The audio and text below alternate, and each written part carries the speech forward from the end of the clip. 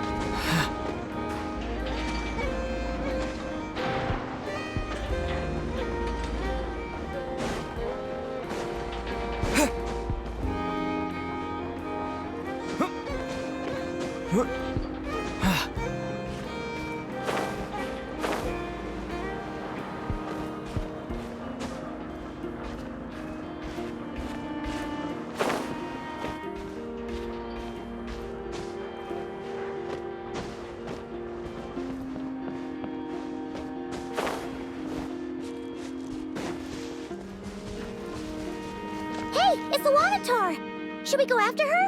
Or do you have someone else you'd like to meet?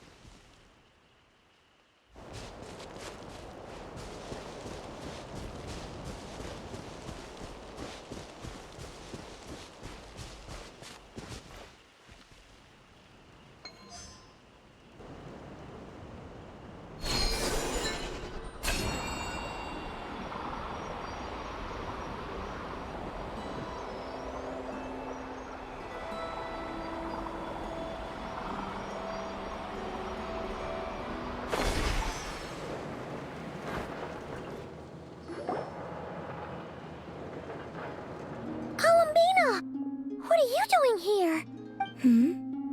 Was it not you who recommended such walkabouts to me? Yeah, but aren't you afraid the Fatui will see you? Zandrone seems uninterested in my capture, and the others are unlikely to risk making contact at all. They have more troublesome affairs to deal with. Well, it's good to come out for a walk either way. So, how do you feel? Is Narsha Town to your liking? The flow of Kuvaki is somewhat turbulent, and the people are ill at ease. However... Is this where you purchased the dishes you treated me to? Are you serious? That's what she's concerned about? Berries and fried meat? Well, we can take you to grab a bite if you'd like to. There's all sorts of delicious stuff out here that you won't get to try at home. You've been quite subdued. Thorny questions on your mind, perhaps? I could not gain any insight into his schemes, I fear, now that he has donned a shape and form. Selling his power short would prove a fatal error, but that power of his plays host to an obsession that borders on mania. I cannot say if that fixation is directed at the moons, or at something else. Perhaps understanding the subject of his fixation shall prove key to repelling him in the future. Well, Zandrone's daily routine is highly irregular, while the doctor often orders people around. As for Arlecchino... Was that not what you were curious about? Well then, have you been to that experimental design bureau of theirs? That weapon will play a key role in the Tsaritsa's plan. That's what I've heard, anyway. And what plan is that precisely?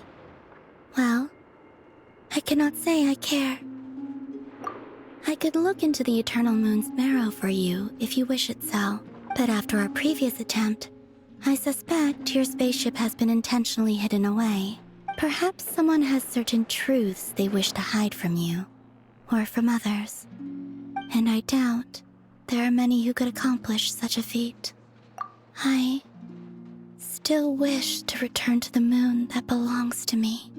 That is where the answers lie buried. That is my true home.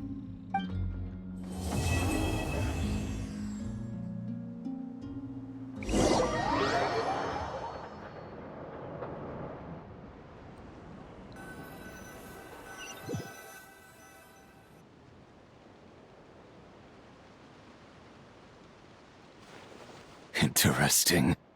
You followed me this far. Why not show your face? Haha! Right, right. Right you are. I forgot to introduce myself.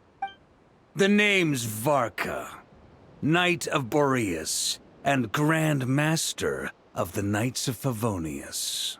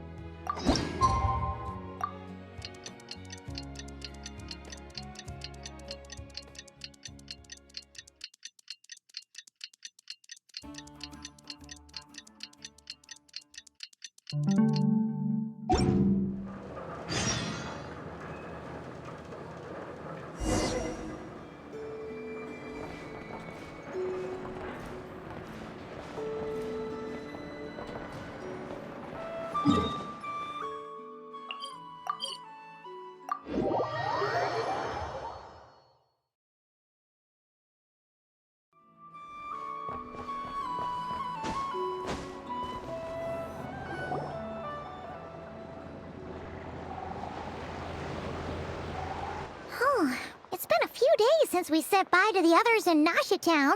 Still no news about Rarer, though. Where could he have slunk off to? If only he was gone for good. But with all the trouble he stirred up before, there's no way we've seen the last of him. Hello! You must be the traveler in Paimon? Mr. Flynn has been looking for you. Unfortunately, there's been a serious wild hunt attack over at the quarry. He thinks it's time to regroup and figure out a plan. The Wild Hunt? Oh, uh-oh. We better get over there, right away! Come on, let's go!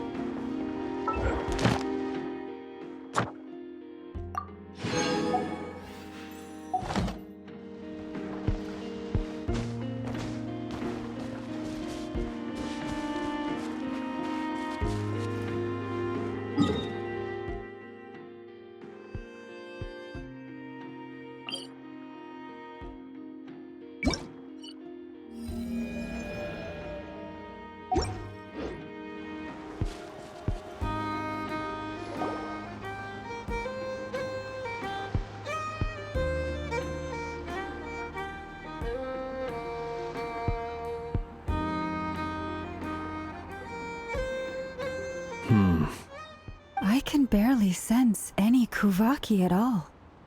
This whole area feels like a soulless husk. Looks like his appetite truly is insatiable. As if the power of that energy cannon wasn't enough. He's not seriously still getting stronger? What's his endgame here? Ah, everyone's here already. Hey, we made it. So, what's going on? We've all been on high alert since we split up a few days back, expecting Rerir to strike again. But it's like he just vanished into thin air. No one has seen him nor found any trace of his presence. That is, until this morning, when a ratnik found signs of Wild Hunt activity while out here on patrol. As you can see, the Crystonite itself is physically intact, but the Kuvaki it contained is all but completely diminished. And we're sure that Rerir did this. Who else? He's the only one who could pull off a stunt like this. Kuvaki loss has reached critical levels. Reikir of Solnari set to maximum threat level. Warning, unless de-escalation measures are taken soon, he will pose a threat beyond our ability to contain. The consequences could be catastrophic. Traveler, do you remember when we encountered Rerir just after regaining his body? There wasn't a shred of sanity left. Nothing but madness and rage. Yeah, didn't he shout out a bunch of names? Then he started raving about how nothing in this world mattered to him. Oh, Paimon gets chills just thinking about it. Oh, but the thought that he's still out there, lurking somewhere in Notcry, waiting for his chance to strike? Oh, even chillier. Last time we fought, we were already at a disadvantage. If he has such overwhelming strength, why would he suddenly go into hiding? Yeah, if I were him and I wanted more Kuvaki, I'd just take it by force. No point staying in the shadows. Unless something went wrong. His whole resurrection thing didn't exactly go smoothly. The other thing is, how does someone who's completely lost their mind still have the wherewithal to cover their tracks so perfectly? Beats me. According to certain medical studies, insanity does not always entail a complete loss of rationality. It may be that he is simply living in a world of his own. That actually sounds about right. He was ranting away to himself the whole time, like he had zero interest in talking to us. There are many unanswered questions here. He could be right under our noses, and we'd still be in the dark. Besides his name and title, we know little about him. Certainly nothing about his past, or what he might be hoping to achieve. Exactly. And we wouldn't even know where to begin looking. Even Boss hadn't heard of the Reikir of Solnari before all this. I'd be willing to bet that even if we gathered together every scrap of intel in Nodcry, we still wouldn't find more than, like, 3 useful facts about him. So, if we do nothing, he'll just keep getting stronger. But if we want to investigate him, we have no idea where to look. Last time we had Marionette and her big robo-buddy to help us, and we still barely held our ground. If we had to face him alone... Oh, Paimon's head hurts just thinking about it. What are we supposed to do against a threat this big? Well, I do have a little hunch about his next move. Given that he attacked the quarry, I'd say it's likely he'll target other places rich in Kuvaki. Somewhere like the Eye of Krati, or the Pillar of Embla. One thing's for sure. If we just sit back and let him keep absorbing Kuvaki, we really won't stand a chance against him. A perfectly reasonable hypothesis. However, it is worth noting that these two locations are quite far apart. To investigate them both, we'll need to split up. I agree, we should split up. Right now, Rerir's goal seems to be gathering Kuvaki, not fighting us directly. Once we're done, let's regroup on Hisi Island. Wait, why Hisi Island? If I recall correctly, your largest goddess statue was carved from Kuvaki-rich ore, was it not? That's right. Yes, it could well be a potential target of his. I should head back and start evacuating the pilgrims.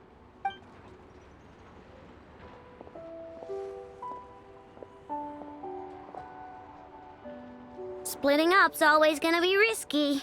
But I guess we don't have much choice, right? We're in a race against time here. And if we do run into Rear, what then? That's when you follow the third rule of treasure hunting. Run like the wind.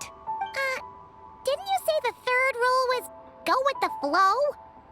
I don't know. Did I? Anyway, whatever. In this situation, go with the flow means go find backup. Agreed. If anyone finds so much as a trace of Rerir, do not pursue him. Get out of the area and alert the rest of us as soon as possible. We need to put safety first. All right, we'd better get moving. Come on, Anefa, let's go.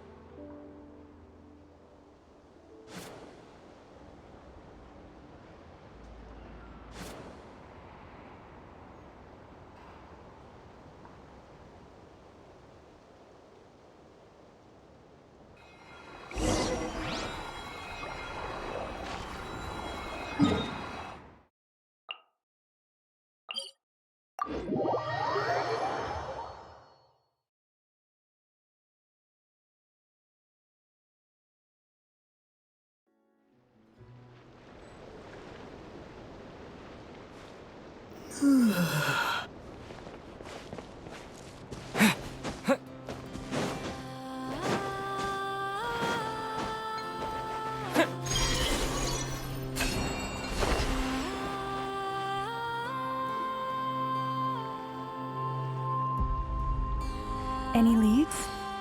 Nope. Diddly squat. No clues to where he might be hiding. It's like he's a ghost. It feels like we're sitting on a powder keg that could go off at any second. Ugh, I hate this feeling. I'd rather face him head on than be left hanging like this. So, you guys didn't find anything either? Not loving the word either. How about you, Flints?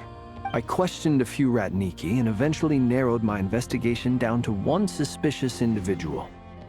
But by the time I got to his place, he was already gone. Almost as if he knew someone was on to him. Either that, or he's just extremely cautious and doesn't stay in one place for long. He's been biding his time for a while now. The question is, where or what is his next target? No idea.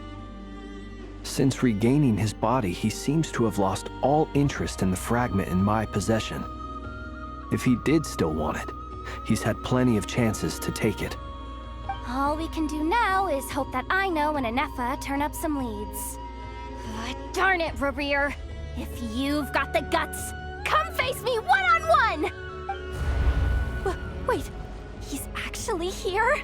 I didn't mean it! I swear! No, it's coming from Silver Moon Hall. The Lady Kutar might be in danger. Let's get over there, quick!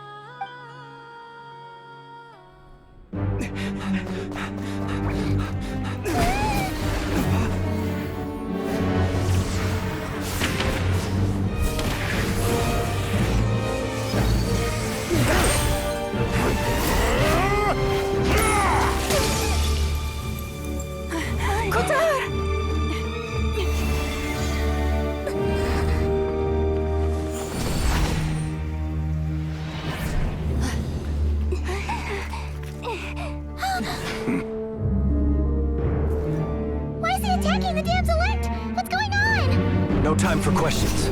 Stop him!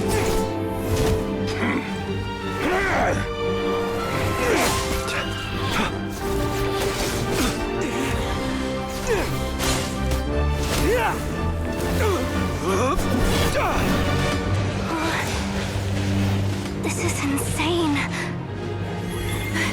Yehuda, get Kutar out of here! On it.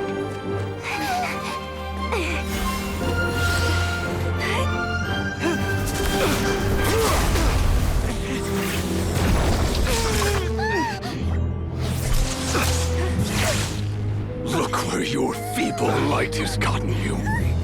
Now you shall plunge into darkness. Thalindus, soon I will find a way. Watch out!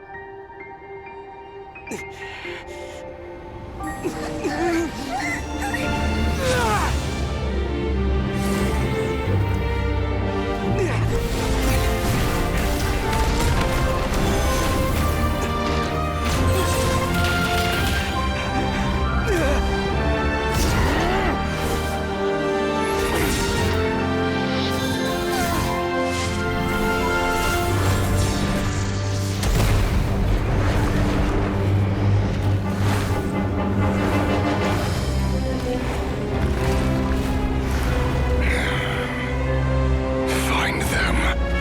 Even if it means turning this place to ashes.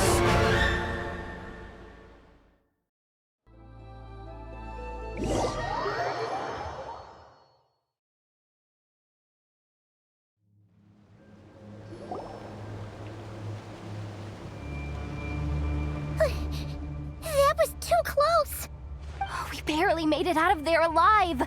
What's that guy's deal? How'd he get so crazy strong? He's a threat to this entire nation.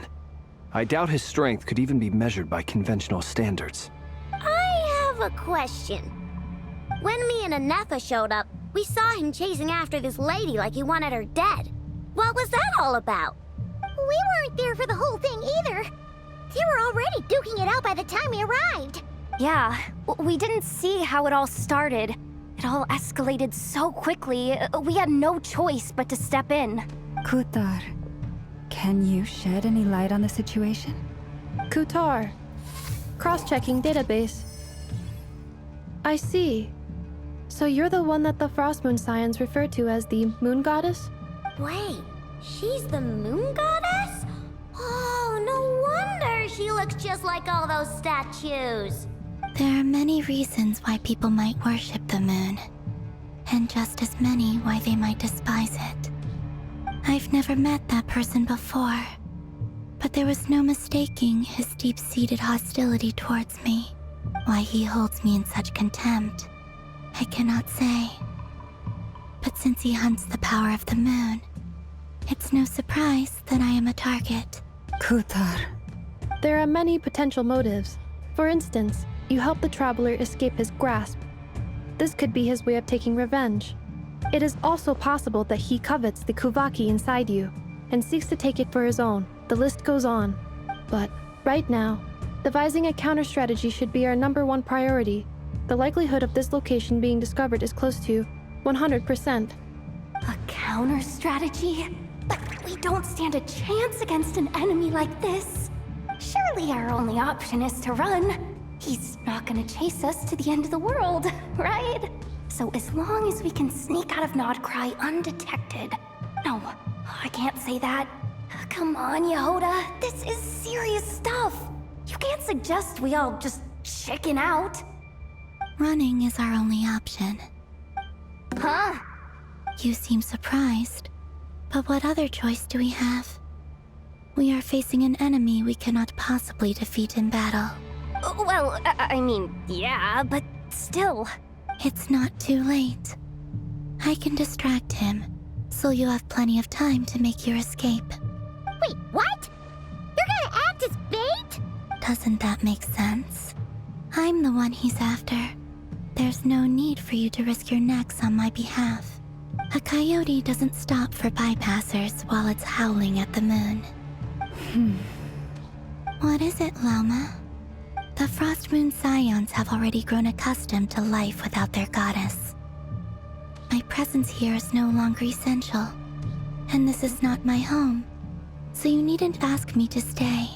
We can't just roll over and let him get away with this. That's not our style. Yeah, we can't just call it quits after everything we've been through together. Besides, She'd pretty much saved my life back there. If I just ditched her now, I'd never forgive myself. We can't overlook that you have saved our lives multiple times now. To talk of returning the favor would be a little crass for my liking. But suffice to say that we are friends, and friends look out for one another. River's true objective remains unclear. Even if we were to sacrifice Muskutar, there's no guarantee he would stop. But Kutar, I know why you left the Frostmoon Scion so long ago. It was because people started treating prayer as a form of trade. They would make self-centered wishes, force you to accept meaningless offerings in return, and then expect you to perform miracles for them, as if that were their entitlement. If it were me, I might have walked away too. But I believe that time can change everything, and that sometimes it takes losing something precious to appreciate its true worth. After much reflection, I've realized that this was never about whether the Frostmoon Scions need you. Any relationship based on need is purely transactional. What I truly hope is that you'll choose to stay, not out of obligation, but as part of our family. You were born here, and now you've returned. Who knows? Perhaps it was the moonlight that guided you home. thank you, Lauma. But my power is on the wane. I'm afraid I will be of little use to you now. Very well then. I'll do as you say. Both times you saved us, we were transported across great distances in an instant. Is that one of your powers as the Moon Goddess? It is, but I find it very draining. I barely managed to pull it off just now, and it will be some time before I'm strong enough to do so again. Rejected by the world, my power is dwindling. Like a lake cut off from its source, slowly shrinking away. Now, it has almost run dry. What do you mean, rejected by the world? The three moons belonged to the ancient Bygone era in which they came into being. From the moment I was born, the world itself has been steadily sapping away at my strength. The three moons are not one and the same. As the goddess of the Frost Moon, I cannot wield the powers of the other two. Yet moonlight has a way of blending together. Each can reflect the other's glow. So when our fingers touched, I was able to restore my strength by drawing Kuvaki from the Eternal Moon's marrow. But this method of recovery is painfully slow. If only we could find the... It's the Wild Hunt! Even faster than we expected. We'll have to finish this conversation later. See how those Wild Hunt creatures are running away from us. They're likely just a scouting party, which means Rerir won't be far behind. Then what are we waiting for? Let's get the heck out of here!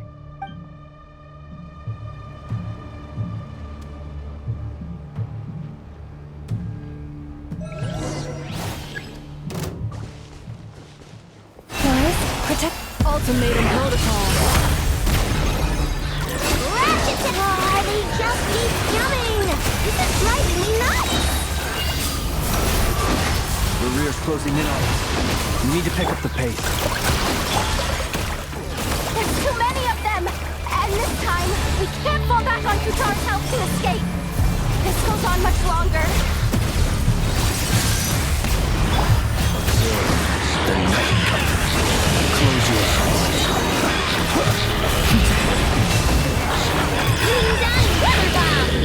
By the frost moon forward. You pour last life. Annihilation mode.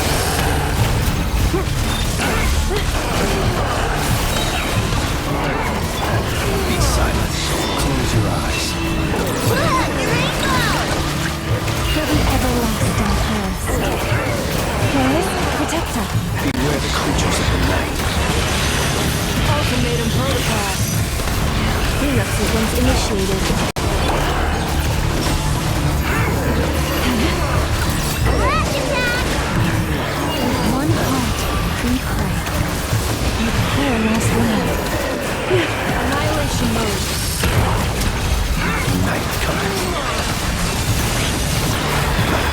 deserve. For the everlasting past, leave this place.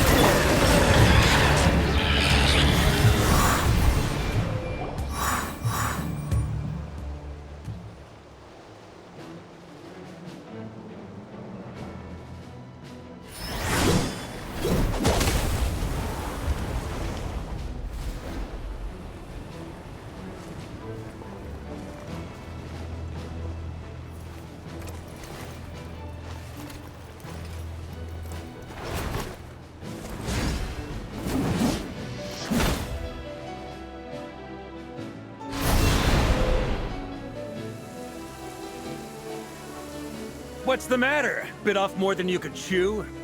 Who are you? Uncle Varka! You're back from Amsvartnir? Whoa! You're Varka?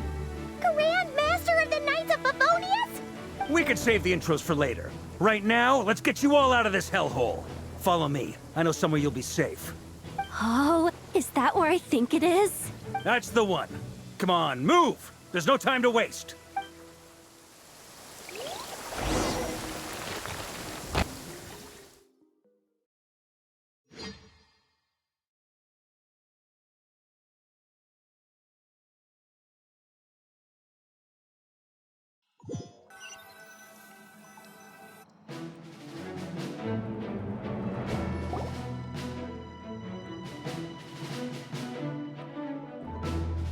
Wow!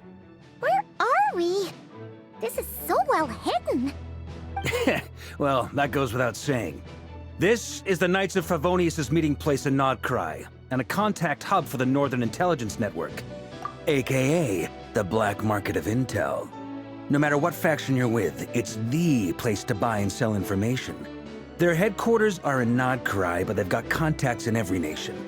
As an expeditionary force on foreign soil, working with them has offered us the most effective way of getting our hands on reliable local intel.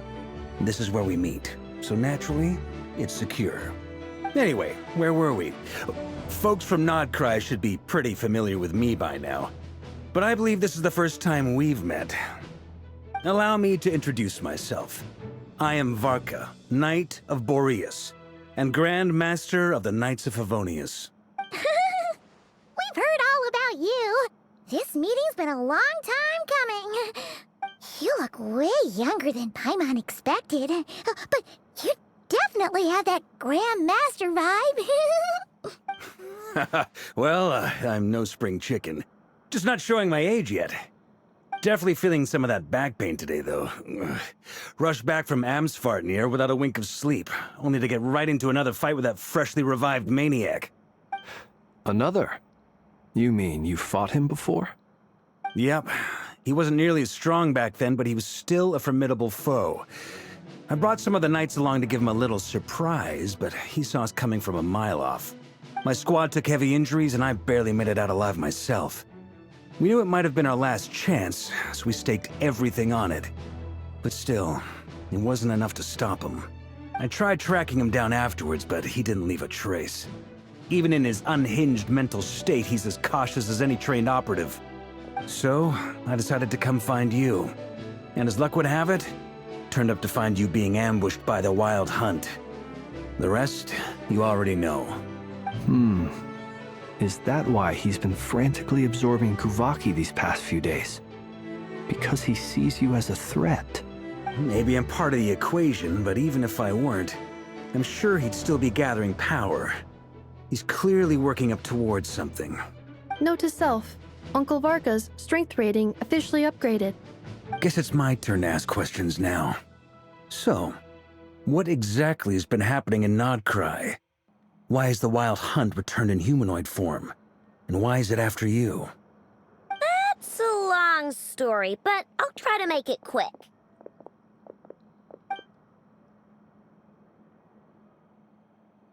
Wow, I had no idea so much had happened. Sounds like you guys have really been through it. So, the Kutar is actually a Fatui Harbinger. And all this Wild Hunt activity in Nodcry is the work of the Raker of Solnari, one of the 5 sinners. That's a lot to take in. Need some time to wrap my head around it all. I'm truly sorry, Mr. Varka. You stood with us against the Wild Hunt and did everything you could to stop it from escalating into a full-blown catastrophe. And then, the one time you're away, it all comes to a head and all your hard work gets undone. You've got nothing to apologize for, Miss Moonchanter. You can plan 100 steps ahead and still slip up. That's just life. No one knows what tomorrow holds. You can't predict which way the wind will blow next. And, to be perfectly honest, I can't say I'm surprised. For all the times we've defeated the Wild Hunt in the past, we've never been able to completely wipe it out. Turns out, we were just delaying the inevitable. But now that a new variable has come into play, fate may well take a different course. A new variable? You mean us? Who else?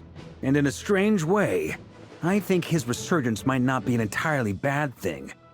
The Wild Hunt is like an unrelenting force of nature, but Rerir is an individual with an agenda. He's gotta have a weak spot somewhere. That said, while Ino was explaining everything just now, some of the points that Mr. Flint's added caught my attention. You mean about our mystery ally? That's right. From what you've said, not only did they lead you straight to some key files, they also shielded Hisi Island from a lethal Kuvaki blast. I don't know who or what could pull something like that off. Heck, even Miss Columbina doesn't have a clue. I hadn't heard the story about those files. Would you mind repeating their titles for me? Wild Hunt Phenomena Log, a Nodcrian Ratnik's Field Journal, and Kuvaki Survey Log. Oh. No. Still doesn't ring a bell. Another dead end. Guess all we can do now is hope that our mystery ally keeps showing up when we most need them. Still, it's safest to assume they won't be intervening again. From here on out, we'll have to resolve this crisis by ourselves. Your intel also explains something else I've been wondering about. The reason I led my team to Amsfartnir was because we'd had reports about a possible source of the Wild Hunt showing up there. But once we looked into it, it turned out to be a red herring. I don't know who was behind it, but clearly, it served its purpose. I doubt it's by chance that he happened to make his comeback while my attention was diverted. And from everything you told me, it sounds like his scheming began well before his return. So maybe luring me away was all a part of his plan. But is it even possible that he orchestrated all of this by himself? The Moon Maiden and the Raker of Solnari, Nodcry of all places. The way everything is unfolding, it can't be a coincidence. So, what do we do now? Got any ideas? Right now, we've got at least 3 things to consider. Let's go through them one by one. First, we need to figure out how to take down Rerir. If we can't beat him in a straight-up fight, the rest won't even matter. To my knowledge, the bulk of Nodcry's fighting force is already gathered here. But even with everyone united, we're still no match for Rerir in his current state, let alone with his power still growing. What if there was a way to tap into a new power of our own? How so? Have you thought of something, Columbina? 3 moons once watched over this world. The Eternal Moon was the largest. The Frost Moon was the brightest. And the Iridescent Moon was the most mysterious. They say that back then, the 3 moon goddesses wielded immense power, enough to shape the workings of the world itself. I now bear the Frost Moon's power, and the Eternal Moon's marrow resides within the Traveler. Hold on. Are you suggesting... The Iridescent Moon, the last piece in the puzzle. That's right. If we can find the Iridescent Moon's marrow, I will be able to regain my strength much more quickly. The 3 moons are said to stir the tides and illuminate all things. Perhaps they hold further secrets beyond our understanding. According to my analysis, the solution is feasible. However, it is subject to one major condition. How do we locate the Iridescent Moon's marrow? I know a way, but... we will need to visit the Fatui's Experimental Design Bureau. The Experimental Design Bureau? Are you saying we need to involve Marionette? Yes. I must speak with Sandrone. It's a long way from here to the Experimental Design Bureau. There's a high chance you'll be spotted. You shouldn't go alone. Then that's settled. Next up, our second priority. Somehow, we need to figure out Rarir's end goal.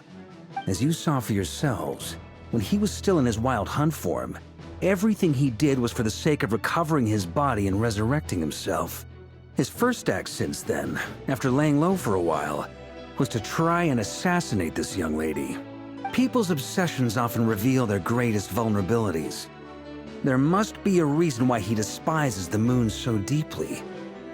Perhaps it sheds some light on his title, the Raker of Solnari. The Wild Hunt has plagued Notcry for centuries now.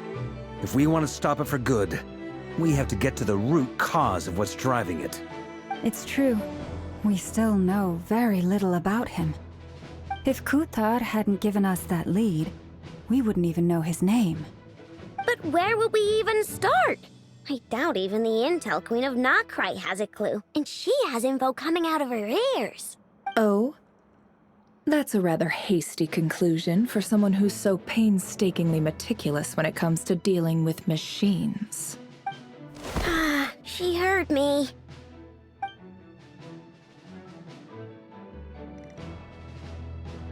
Boss!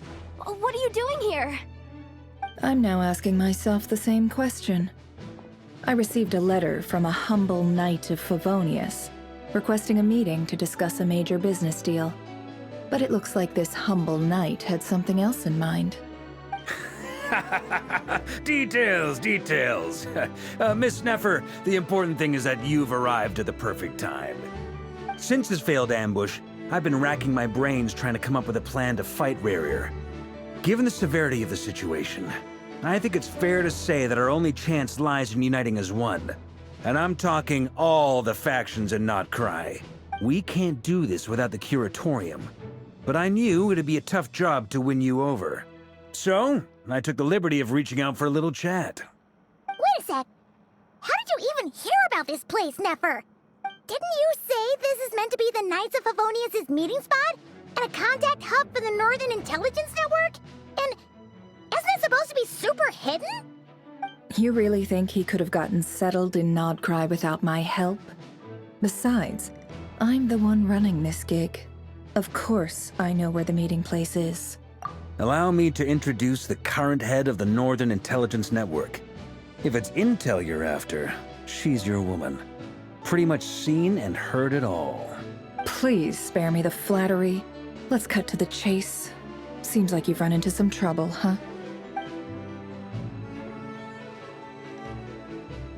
Well, this certainly qualifies as an unforeseen crisis. On behalf of the Curatorium of Secrets, I wish you all the best of luck. So you're just going to sit this one out? Why should I get involved? What could possibly be in it for me? What if we told you we can't do this without you? Oh? Then I'd say, you'd better make it worth my while. I don't work for free. I can't put a price on something like this. It's just not in my nature. But then again, you and I have always been polar opposites in this regard. So I can't exactly say I didn't see this coming. If you insist on compensation, I will pay you. Consider this a formal commission. Sound fair? You just don't give up, do you? Too bad. I know you well enough to know you can't afford my prices. The riskier the job, the more it'll cost. And a Moonchanter's stipend isn't exactly generous. Unless you're planning to start passing the donation box around among the faithful. Boss, just a thought. If they come up short, maybe you can take the difference out of my next few paychecks. Things got really dangerous during the fight with Rarir. If this girl hadn't saved me, I'd be ley line fodder by now. I'd be gone for good, boss. If there's any way we can make this work, I'd really like to help her. Please? I'm begging you. This is why I'm always telling you never accept favors. They are the hardest debts to repay. You have to be careful who you get involved with, or you invite all kinds of misfortune. Very well. Yehoda, I will help. But just this once. Don't count on this happening again. Flins, that fragment that Rerir was after, do you still have it on you? Of course. Let me borrow it. I need it to follow up on some leads. Wait, you actually have some leads? Shh. This is top secret information. I get it. We all have things we'd rather keep to ourselves. Plus, I know we can count on you, so we'll leave the intel gathering in your hands. And that brings me to the third and final item. We need to find a way to distract him. We need time to make our move, so someone will have to stall him. I'm in for this part, no matter what. Anyone coming with? Count me in too. Come off it, you two. Quit playing heroes. I'm way ahead of you here. Nefa did a scan of the Moon Goddess's Kuvaki signature, and we're gonna use it to make some decoys over at the Kramkake craft shop. Anyone who's in, follow me. Once they're ready, we'll deploy the decoys across Nogcry. So as long as the rest of you keep moving, he won't catch on to your scent and won't be able to track you down. I like it. Genius idea. No biggie. All right then, we'll split into 3 teams. Once your team has finished their mission, return here and wait for the others. Dismissed!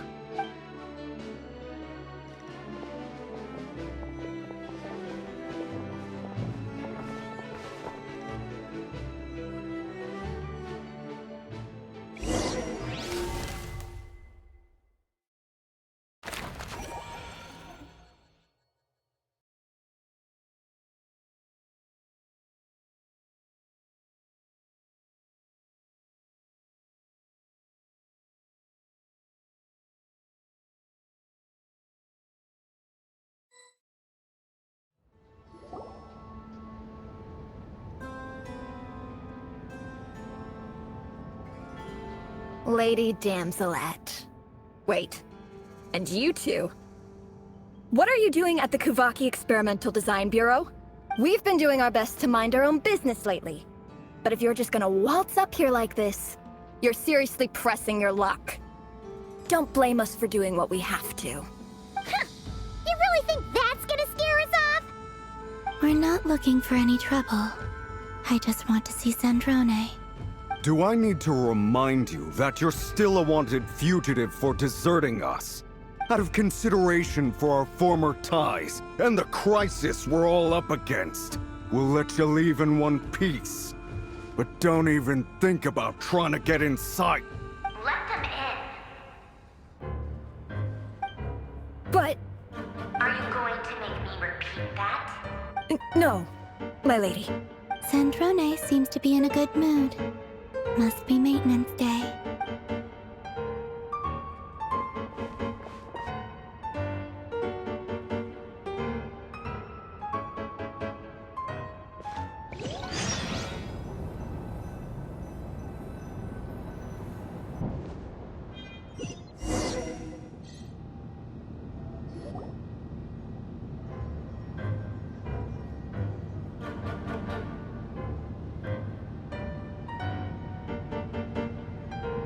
So tell me, to what do I owe the honor this time? Actually, before you answer that, just so we're clear, we're not colleagues anymore, Columbina.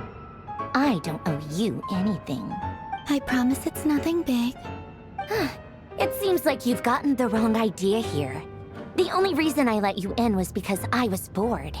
It seemed like a way to kill some time and satisfy my own curiosity.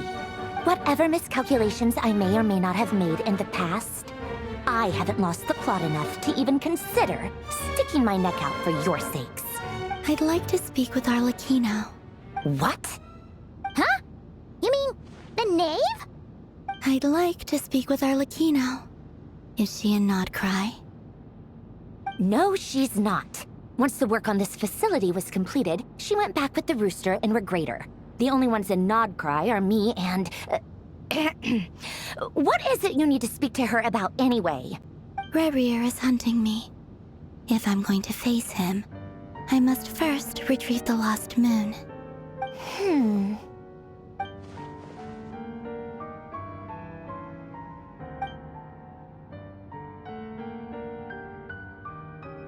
Is that a no, then? As if I need reminding. I was this close to settling things with him before someone decided to whisk me away to their weird little garden. Have you held any tea parties lately? Tea parties? Yeah, obviously. You don't seriously think we'd pack it all in just because you aren't here. If anything, they've been more eventful than ever. Just me, Arlecchino, and a bunch of insolent, insensitive guests who won't stop asking where you've gone. Oh, they've been a real joy. I bet you served them the worst tea you have. Just like you used to do to me when I upset you. Who cares about how good the tea is when there's no one around to drink it? I keep losing people. First Rosaline, now you. I'm running out of people who can make me laugh. Honestly, what could be more ridiculous than a multi-centenarian goddess who's only ever had the plain herbal tea she received as offerings? You'd always brew a different type of tea for me each time. Was it really just to see how I'd react?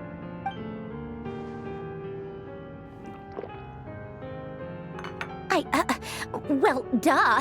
Why else? Watching you squirm was practically my only form of entertainment.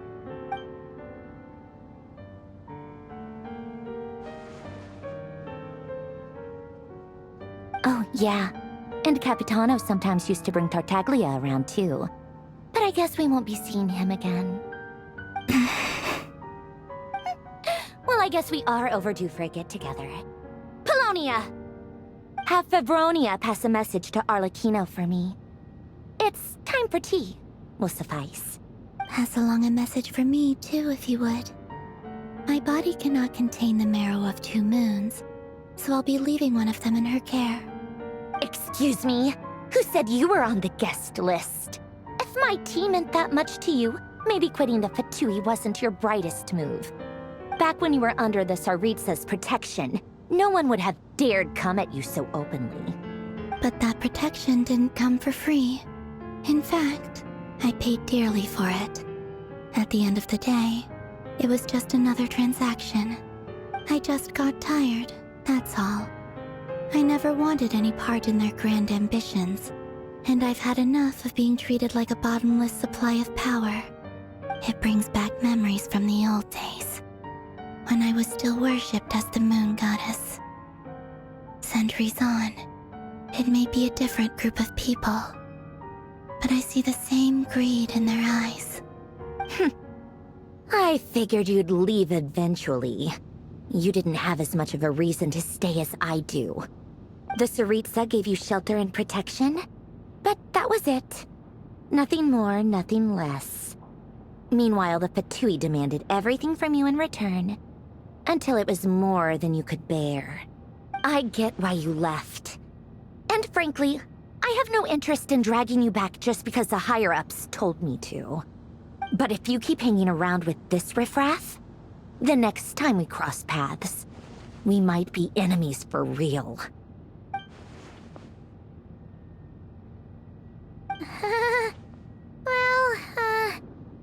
Guess that's our cue to leave.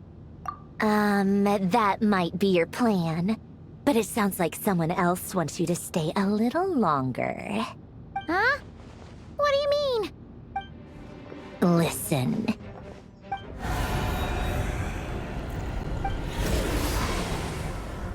My lady, it's the Wild Hunt. A horde of monsters is headed straight for the facility.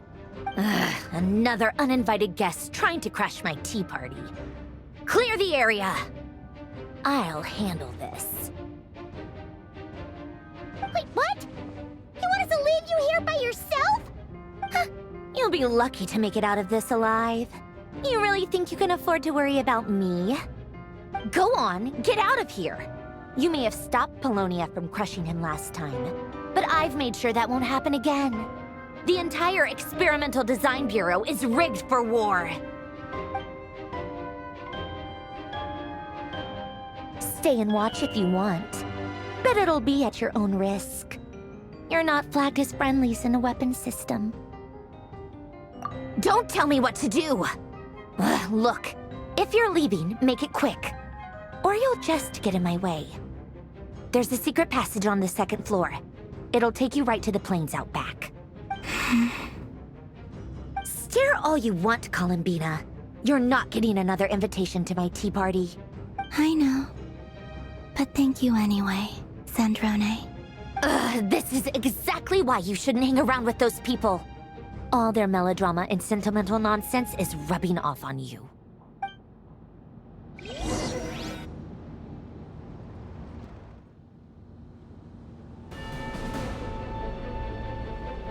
Come on then, Mr. Ray here. Let's pick up where we left off. It's your Wild Hunt monstrosities versus my beautiful creations. Let's see who comes out on top.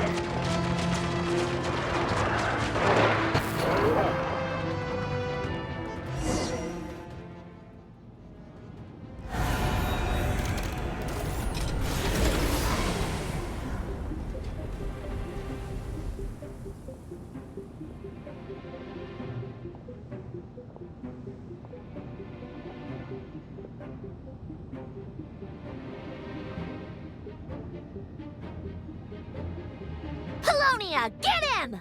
I've upgraded Paulownia again since our last encounter, and uploaded every last scrap of your data. So let's finish this, once and for all. She's not here. Where did she go? Hey! Over here, you big... Curse it. Moon. Go. Keep searching. She cannot have gotten far.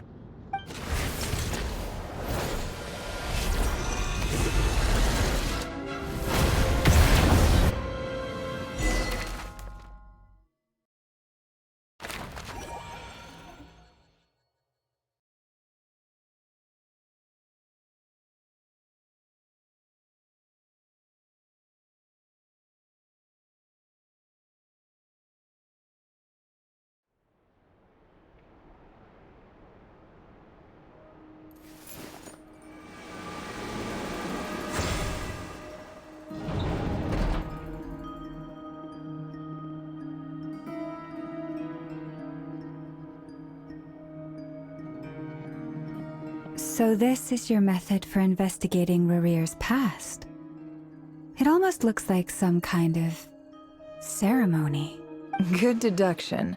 But it's quite a different affair from what you're used to with the Frostmoon Scions. Whoa! First time I've ever been in here. Boss always said it was off limits, so I pictured some kind of creepy dungeon. But it's actually kinda nice. Oh, I guess this must be Sumero decor? That's where Boss is from. And that nice shopkeeper who sold me my treasure compass. I'm not sure exactly what you've got planned, but it looks like you're all set. When do we begin? Whenever we wish. But for some reason, I've got a feeling this isn't going to end well. I've never faced Rarir myself, but from what you've told me, his power is beyond anything I could imagine. I, on the other hand, am just an ordinary businesswoman. Our paths should never have crossed, yet here I am, forced to make an enemy of him. If you ask me, you're about as far from ordinary as it gets. So what are you saying? You're getting cold feet? Once I take a job, there's no backing out. Still, I have to ask myself if the power I'm relying on will even work on an opponent of this caliber. And also how to make sure I come out of this alive if things spiral out of control. Death is the one thing we can take for granted. It is the great equalizer, however fortunate or unfortunate we may otherwise be. So it's important to consider how to spend what lifespan we have left. Come on, boss. Lighten up. Quit talking about death. It's bad luck. For once, I agree with you. When you're up against a foe like Rarir, there's no such thing as being too prepared. Is there anything I can do to help? That won't be necessary. I've already made up my mind. Time to cash in a precious favor I've been saving for a rainy day. Yehoda, I need you to find someone for me. The sooner the better. Find who? That shady merchant who sold you an overpriced treasure compass the other day. Come on, boss. You're pulling my leg again. In what way is she shady? She showed up when I was completely lost and sold me a neat little gadget that was exactly what I needed. Trust me, she's a good person. Anyway, I know who you're talking about. Don't go anywhere. I'll be right back.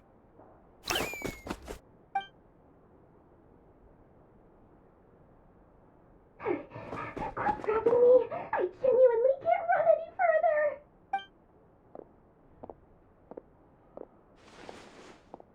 Hey, aren't you? What is it? What's the big rush? You dragged me out of a dream where I was literally swimming in Mora. I'm charging double my usual attendance fee. See, look how easygoing she is. After that rude awakening, she could have completely snapped at us. But instead, she kept it together and just asked for an extra fee. Dori Sangama Bay? I never would have pictured you two doing business together. If you want to make it big in Nodcry, it's all about connections. Lady Nefer just so happens to have a lot of intel that interests me. And she also did me a big favor in the past. It was back when I first arrived in Nodcry. My trusty assistant, the genie in my lamp, had an adverse reaction to the Kuvaki and fainted. And when you know it, that's when I suddenly find myself in a life-or-death situation. Good thing my compatriot was there to swoop in and save the day. I've been giving her a 30% discount off all of my goods ever since. Now, so that no one here feels left out, I'm willing to extend a 20% discount to fellow friends of Boss Nefer. Plus, any other friends you send my way will enjoy 10% off. What can I say? The great Lord Sangamabe is nothing if not generous. So, let me guess. You've run into some trouble? I've got everything you could possibly need, and the more you buy, the more you'll save. You guessed correctly. What have you got in the way of survival gear? The one type of gear I've never been short on. What are you looking for? A jetpack fresh from the Academia's labs? An ancient suit of armor dredged up from the bottom of the sea? At the very least, I need to know what kind of opponent you're dealing with here. If even you're worried about staying alive, it must be pretty serious. What if I told you it's someone with the power to bring a nation to its knees? Is that so? Then we really are talking top-shelf treasures. I don't have anything like that in stock right now. I'll have to ask my supplier. Your supplier? A powerful woman, make no mistake. I can't reveal her identity, but luckily for you, I hear she's planning to visit Nodcry in the near future. If you're willing to wait, I can ask her when she's here. Can't say exactly how long that'll be, though. Then, let me put it another way. What would you do if you encountered an enemy like that? Roll over and serve yourself up on a silver platter? Of course not! I have a handy little trinket from one of my generous suppliers, which... Hold on. What exactly are you getting at? No, this is for my personal use only! Let's just say I'm borrowing it, all right? Just for insurance purposes. You'll get it back later.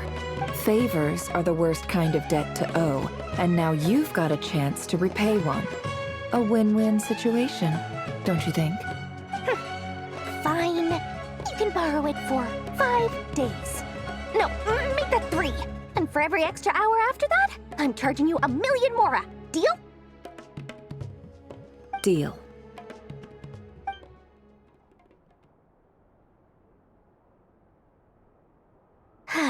What a way to start the day. Now, was there anything else you wanted? Or can I go back to bed now?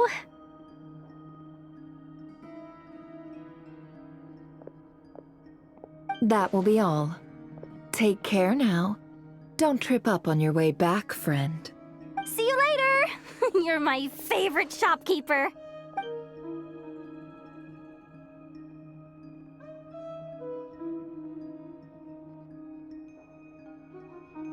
Excellent. Everything is well and truly ready. The ceremony can now begin. After initiating the ceremony, your minds will follow me wherever I go. You will see many strange things in your mind's eye. So remember, don't be frightened, and don't make a sound. Now then, let us peer into the Raker of Solnari's past.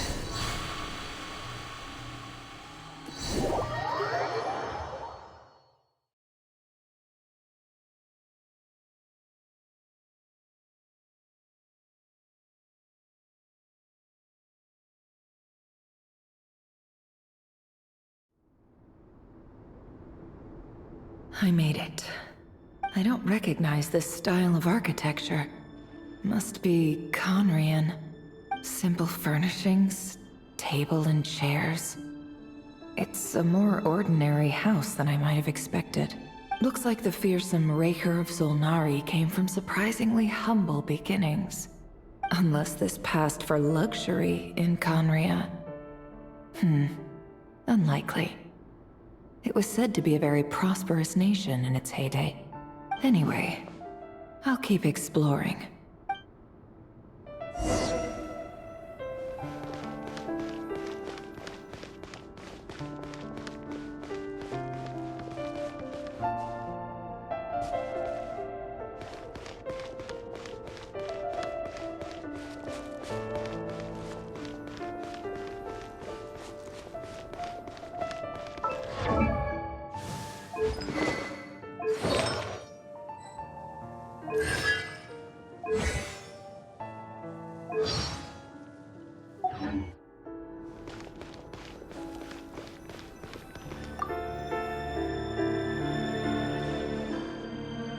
Hi, Rivier.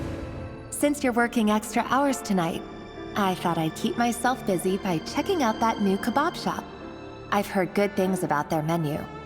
I'll test it out, and if it's as good as everyone's saying, let's go back together sometime. P.S. New stash from the Universitas Magistrorum. I brought some goodies home. A few teacups and a pin rack. Hope you like them. They didn't sign their name. But they must have been close. Sounds like they were living together.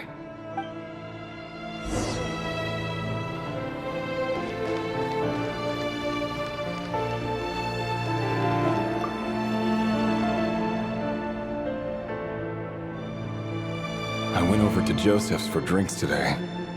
They have a fine collection, but I went alone. Felindis was tied up with something and couldn't make it. Joseph asked why I came alone, but I didn't really have an answer. He then went on to ask about other things. If you ask me, someone who asks that many personal questions is too nosy for their own good. But if he invites me again, chances are I'd still go. Felindis. That's the same name Rerir mentioned. Grain imports keep falling. If things don't pick up, we'll soon be back to meat and mushrooms only. Honestly, I'm not a huge fan of that new type of mushroom everyone's been into lately. Didn't it start out as a lab-grown variety? I heard it's even mildly corrosive. Seriously, why would you even eat something like that? I don't care if it's an impressive feat of alchemy. That just isn't the kind of thing I like to eat. Grain has to be imported, and they're eating a diet of mostly meat and mushrooms. Could it be because Conria is underground, so it doesn't get much sunlight? That would explain why they use so much stone in their buildings. They even use alchemically modified strains for food. Seems like the people of Conria don't have many options when it comes to dining. I've just about saved up enough now. Time to buy it and keep it somewhere safe. Making a big purchase. I wonder what it is.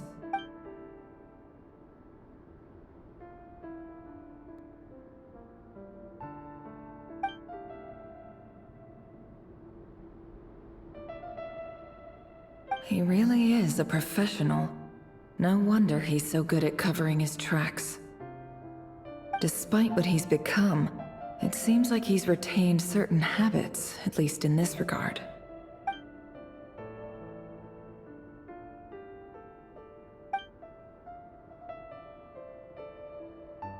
Did Rerir rip it out himself?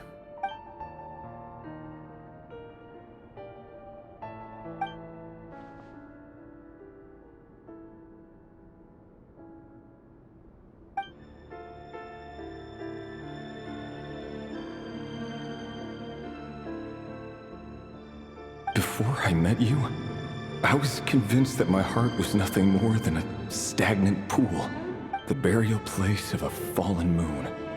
A withered, windless grove where the waters rested forever unrippled. It was you who helped me see that my heart hadn't entirely withered away. That it could still beat to the rhythm of love. This is just trivial sentimentality from the looks of it. Why would he go to the trouble of hiding that? The burial place of a fallen moon.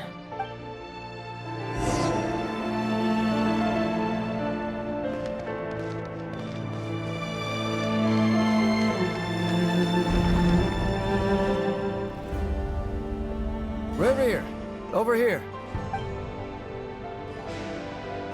Dane! Oh, and, Vedelson here? What a surprise to see you here, sir. Hello there, Rerir. You need not address me so formally outside of court. He doesn't get that much free time, so I invited him over for a drink. Even the court prophet deserves a break every now and then, right? Well, I'm flattered. So, what are we discussing today? Hey, don't look at me. As far as I see it, we don't need an excuse to have a few drinks. Come on, don't give us that. Didn't you say you were about to pop the big question? How's that coming along? Who'd have thought the great Twilight Sword was an even greater gossip?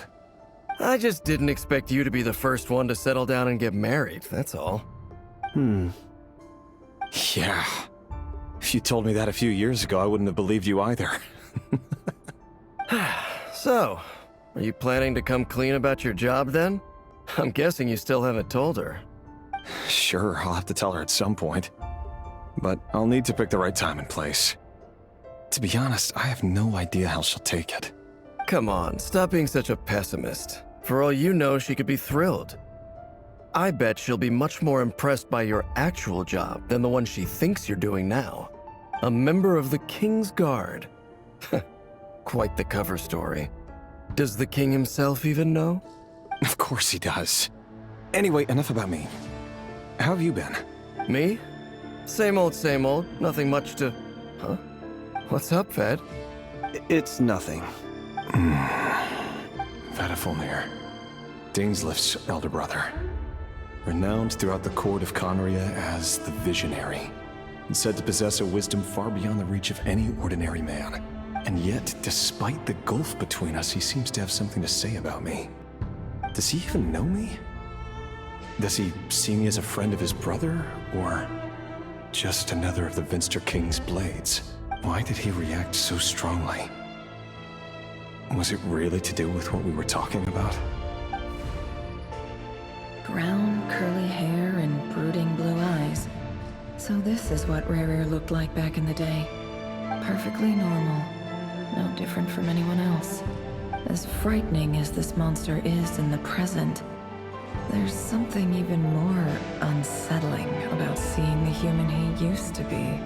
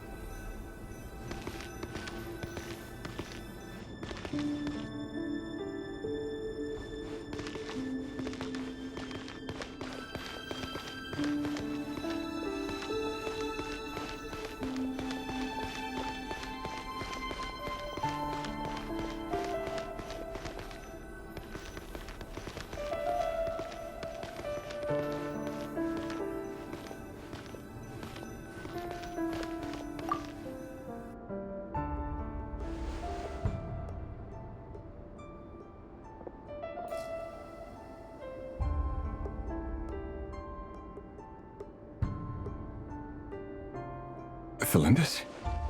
You're back early? Our equipment's being serviced today, so I got off earlier than usual. How's your day been? Aw, why the long face? Is something the matter? Has your boss been giving you a hard time again? Went for a drink with Dane and the others after work. Isn't that a good thing?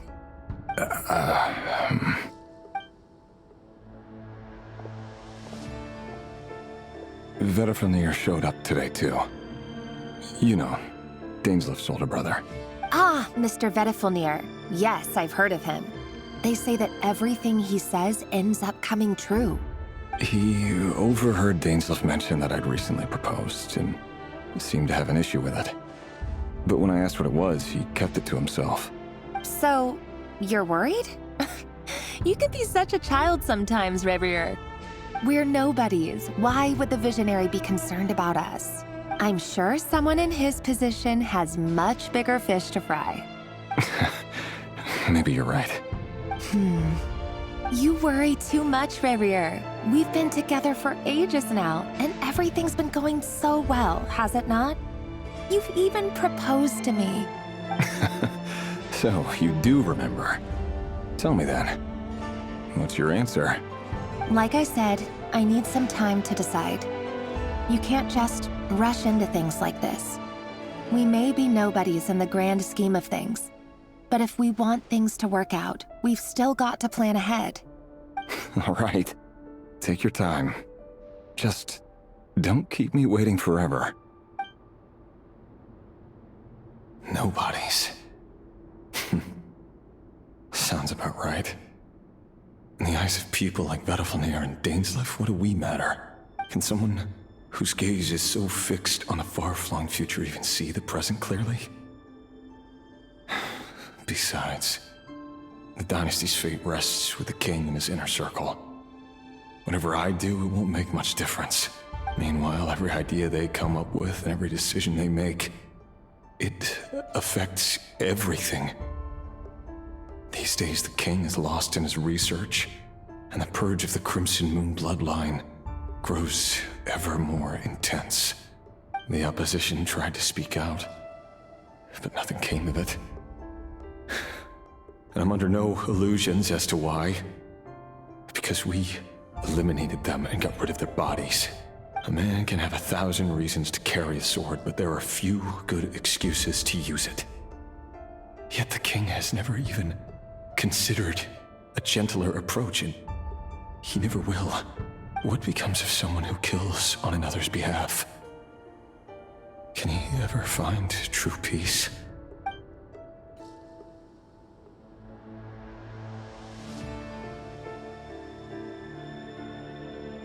Thelindis,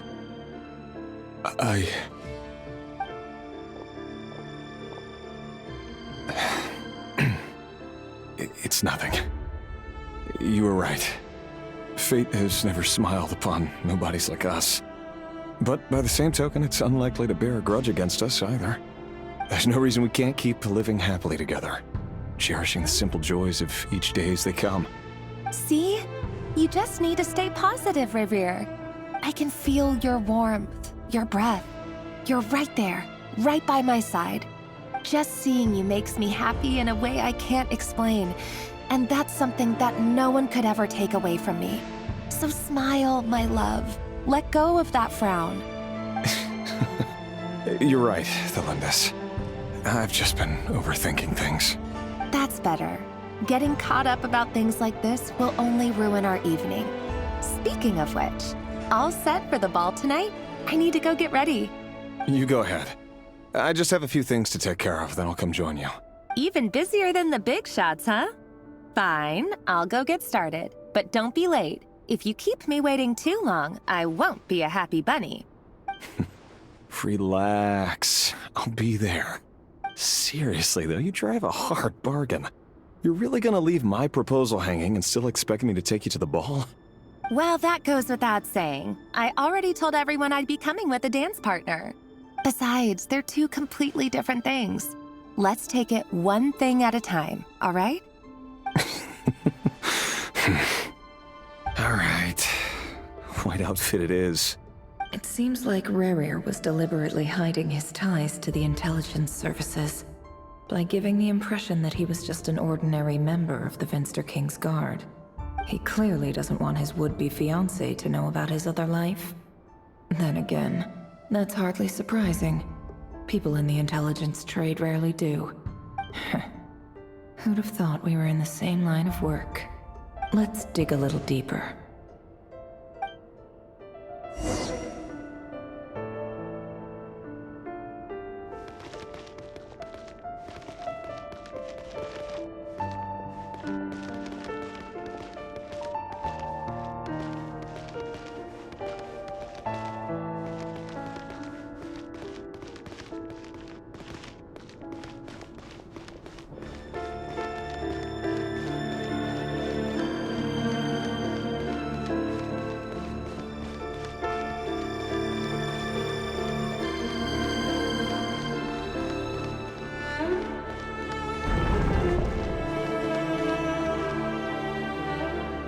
Our last operation was a resounding success, and all thanks to you, Rahier of Solnari.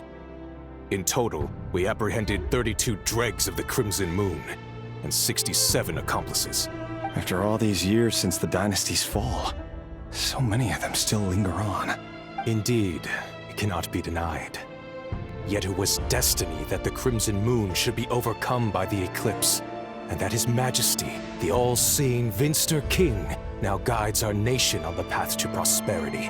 Khaenri'ah has no further need for a dead moon. But alas, there will always be those who refuse to see the truth, choosing instead to romanticize the past. That's not entirely true. Much about the Crimson Moon era was worthy of remembrance. And that's exactly why they keep trying to see it restored. Many of its secrets remain unsolved to this day. As it happens, that's precisely the field of study my partner is devoted to. You still haven't told her what you really do for a living. Where would I even start? How do you tell someone that you're one of the king's hand-picked executioners? That your hands are steeped in blood? You didn't choose this life, any more than I did. Orphans like us don't get a say. But I'll sure as heck be the one to pay for it. Speaking of which, we need to be more rigorous in the way we identify direct descendants of the Crimson Moon. Someone, it seems, has strong opinions about my future plans. Most likely my marriage in particular. I have a feeling that we may soon become targets of the Crimson Moon's retribution. Your concerns are not unfounded.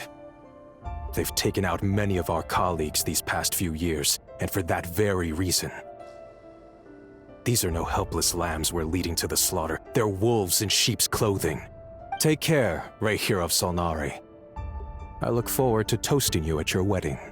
Thanks, Thorkel. You look after yourself, too.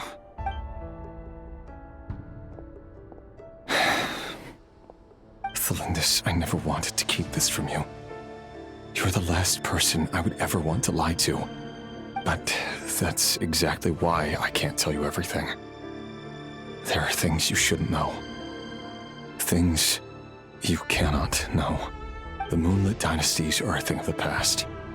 Yet even now, with the sun shining high in the sky, there are those who would call forth a dead moon's ghost. Could that be why Vedalfnir held back? Or was it because of some court secret he's not at liberty to share? I have to get a clear answer from him. No matter what happens, I will protect Thelindis. Rahier seems to be very concerned by Vedalfnir's reaction. Vedalfnir and Dainsleif, the Visionary and Twilight Sword. So that's what they were really like. I've investigated this whole area now. There doesn't seem to be any other memories here. Should I try somewhere else? Wait a second. What's this black smoke?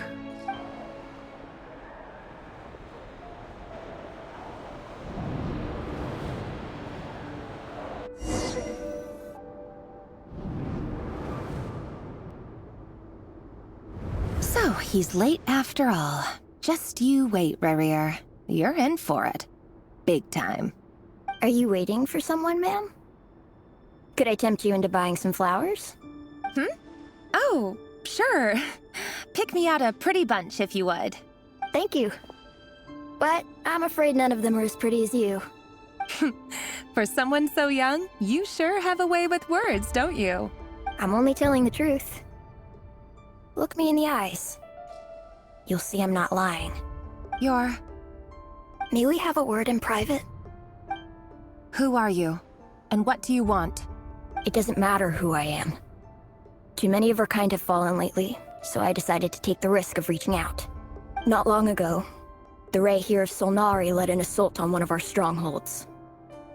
We suffered many casualties, and many who came to our aid lost their lives as well. Sorry, I don't know why you're telling me this. And I don't want to get involved.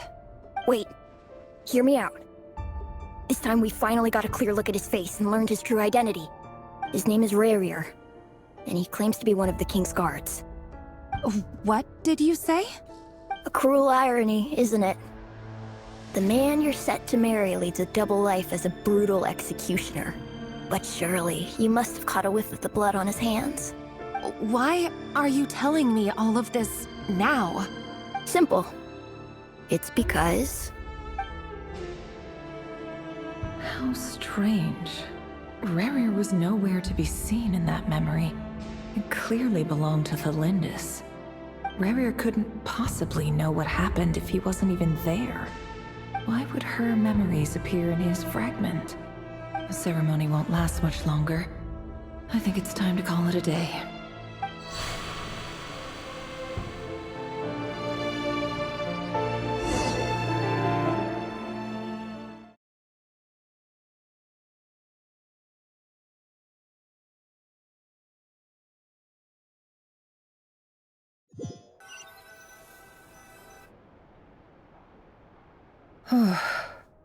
So that was your doing? Did you just pull us inside Rerir's fragment to spy directly on his memories? Any more questions, and I'll have to start charging. I had no idea you could do that, boss! Seriously, that was amazing! We're not worthy. We're not worthy! I gotta admit, though, I'm itching to see what happens next. Feels like we barely scratched the surface. I'm just as curious as you are, but the ceremony only allows for limited time inside. That's all we can see for now. Luckily, we managed to learn quite a lot. So far, so good. I just hope the others are doing okay too. Especially the group with the Traveler. Their mission is a risky one. Let's hope it's all going smoothly. If you're worried about them, go see how they're doing. If I know boss, she's gonna need some time to write up all the details and make sure it's all coherent. I'll stay behind to lend a hand, but feel free to head back and meet up with the others.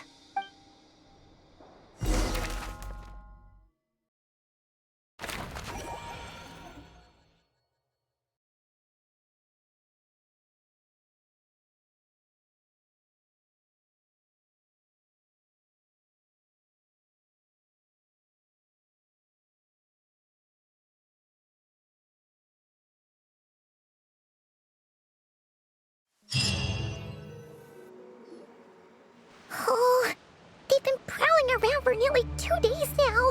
These things just won't quit. Oh, they might not have seen us yet, but them constantly sweeping the area, our way out is completely blocked. Oh, that's never gonna work.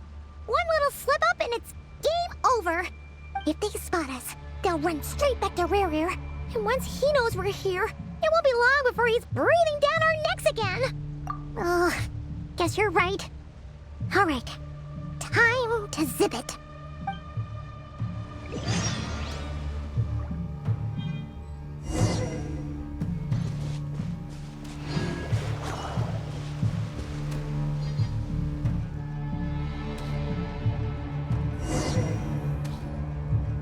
Oh, they've been prowling around for nearly 2 days now. Oh, they might not have seen us yet, but them constantly sweeping the area, our way out is completely blocked. Oh, that's never gonna work. One little slip up and it's game over. If they spot us, they'll run straight back to Rerir. And once he knows we're here, it won't be long before he's breathing down our necks again. Oh, guess you're right.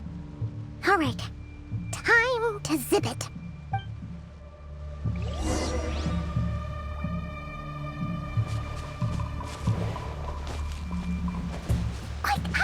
We almost got spotted!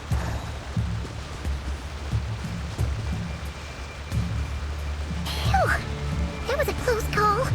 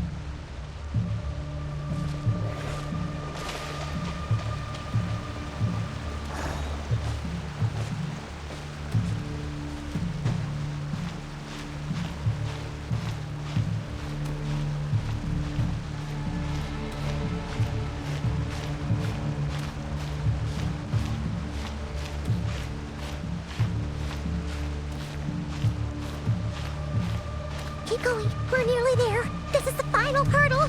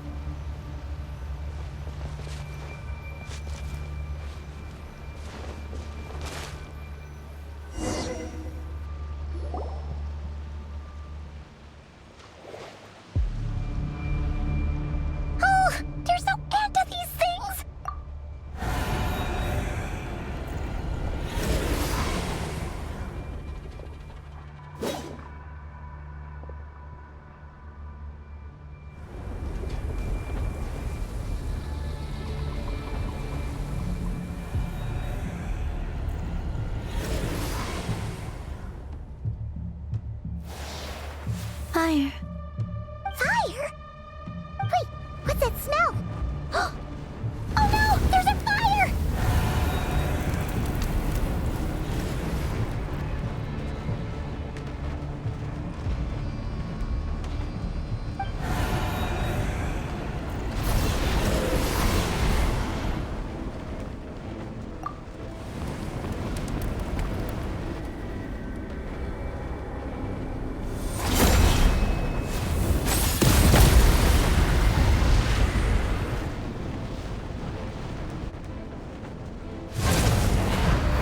Zandrone was right. You look weak, Columbina. The old you would never have let such lowly creatures bar your way. Word has it that you did something for the Tsaritsa, and that's why you've lost most of your power. Freedom comes at a heavy price, doesn't it? It's Arlecchino! You came! Hello again, Columbina. And greetings, guests of the House of the Hearth. It's been a while, Arlecchino.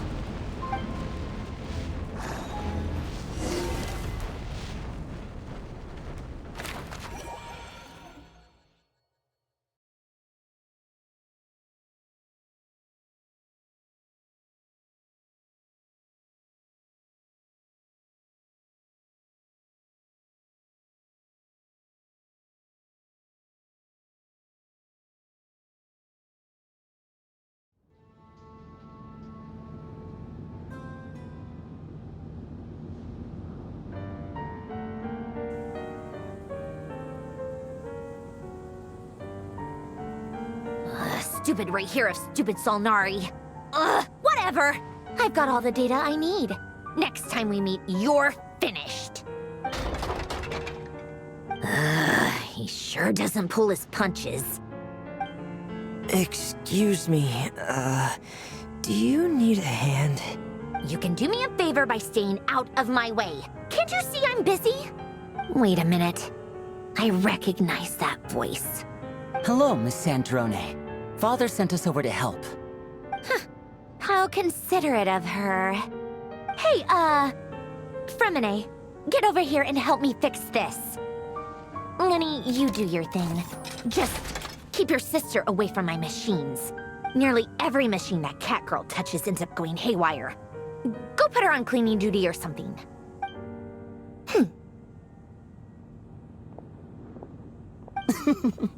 Then let's start downstairs. Fremine, we'll leave this place to you. You've got it. Wait a second.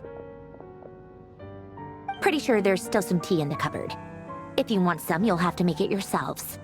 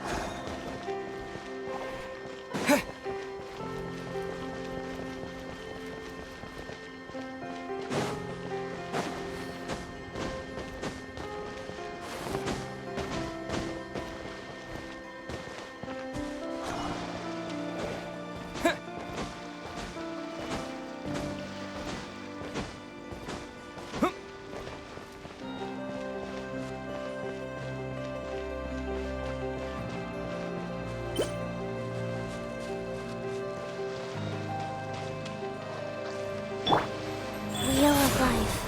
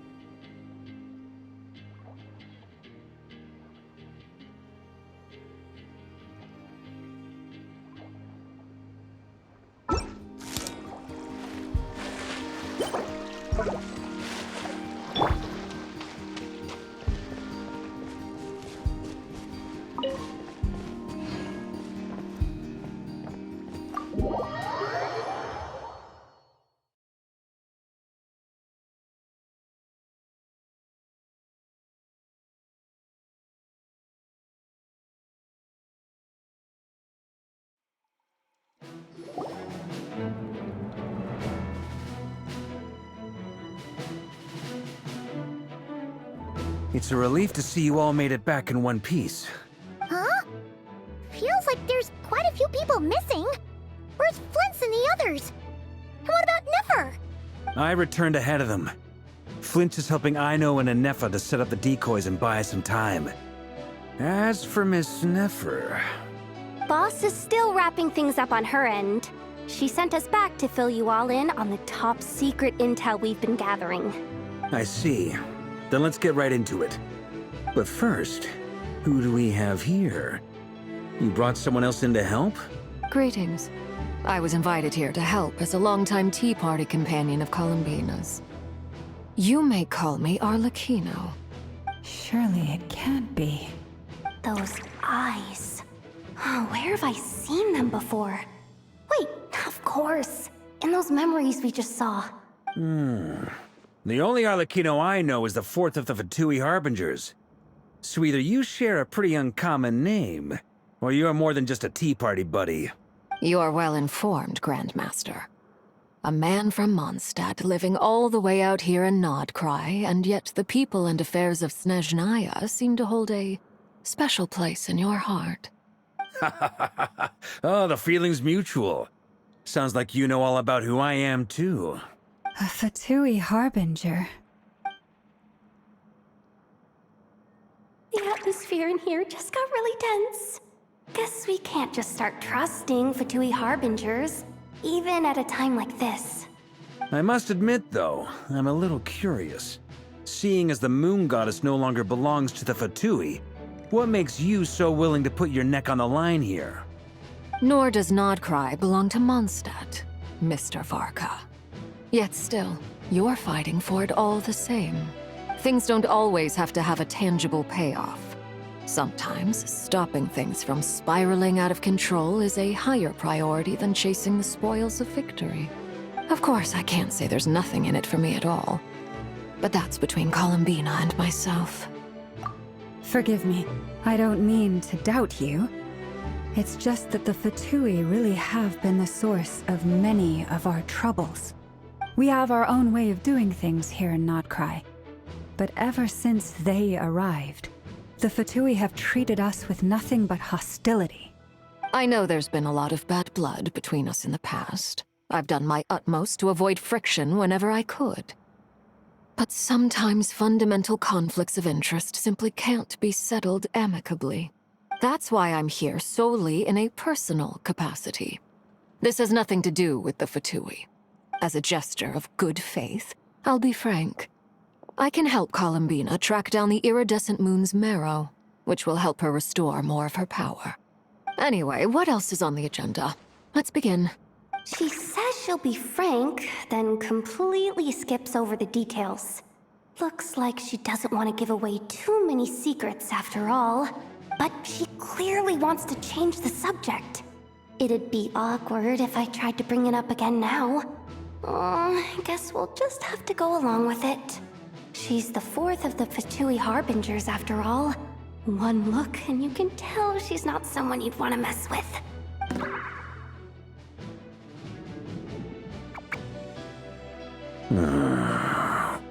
Well, since Miss Arlecchino sounds confident in her ability to handle that, we'll proceed to the next topic. Yehuda, time to share that top-secret intel. All right, listen up, everyone. First, we now know that Rerir was originally a Conrian secret agent whose primary mission was to hunt down and assassinate the so-called Dregs of the Crimson Moon. The Dregs of the Crimson Moon? Mm-hmm. In the memories, there was a lot of talk about the Crimson Moon and Eclipse, and a whole bunch of other stuff from the time of Conria. To my knowledge, those were the names of 2 different Conrian dynasties. Long, long ago, it is said that the people of Conria worshipped the Crimson Moon, drawing a mysterious power from its reflection. But one day, a coup saw the Crimson Moon eclipsed, hence the name of the new dynasty that replaced it, and how it became the new emblem of Conria. Still, long after the Crimson Moon dynasty had fallen, the last ruler of the Eclipse dynasty, the Vinster King, still coveted the secrets it left behind. So, he sent the Rehir of Solnari to secretly hunt down the Crimson Moon's few remaining followers. In those days, Rerir showed no signs of madness. In fact, he was as normal as any other person.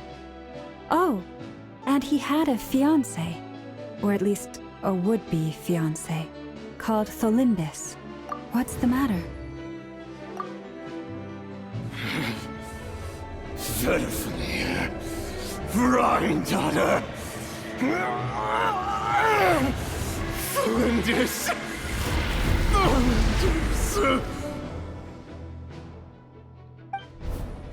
Interesting. Anything else? What about this would-be fiancé of his? Do we know anything about her? Well, she was a researcher at the Universitas Magistrorum, but it felt like she was hiding some kind of secret. Oh, and one more thing. For some reason, Rerir's fragment also contains some of Tholindis' memories, though only a very small portion. Well, no shortage of potential leads, I'll give you that. In any case, it sounds like we can conclude that while Tholindis was still around, Rerir appeared to be lucid and quite normal. Tholindis, it seems, must have been the one thing in this world that he couldn't let go of. Tell me, though, were these pure-blood Conrians we're talking about here? Why do you need to know that? Hold on. If she was a pure-blood Conrian... Oh yeah, just like how it was with the captain. If we could somehow find her, Do you think there's any chance Rerir might regain some of his sanity? It's possible, but it would take a miracle. We can't pin all our hopes on that. That merchant who Nefer knows, Dori Sangama Bay. Maybe we could hire her to look into it. All right then. Let's keep working in our separate teams. Traveler, Paimon, Kutar, and Miss Arlecchino will go look for the iridescent moon's marrow. As for the others... On the way over here, I noticed that the Wild Hunt monsters had grown even more frenzied in their search for Kutar. At this rate, the people living here will be in grave danger too. So I'm thinking of gathering together some of our followers to go wipe them out. I'll head back to the Curatorium and meet up with the boss. Feels good knowing we've all got something to be getting on with. Given that the Wild Hunt has been a lot more active lately, the Lightkeepers have likely begun their own operations too. If that is the case, someone will need to pass the news on to Flint's.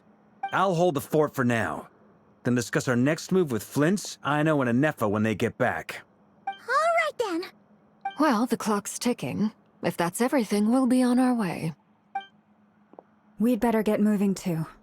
We'll try to buy you as much time as we can. Relax. Just do your thing. I decided to call in some backup since things are getting so hairy. Our reinforcements should be here any minute now. Stay safe, everyone. Dismissed.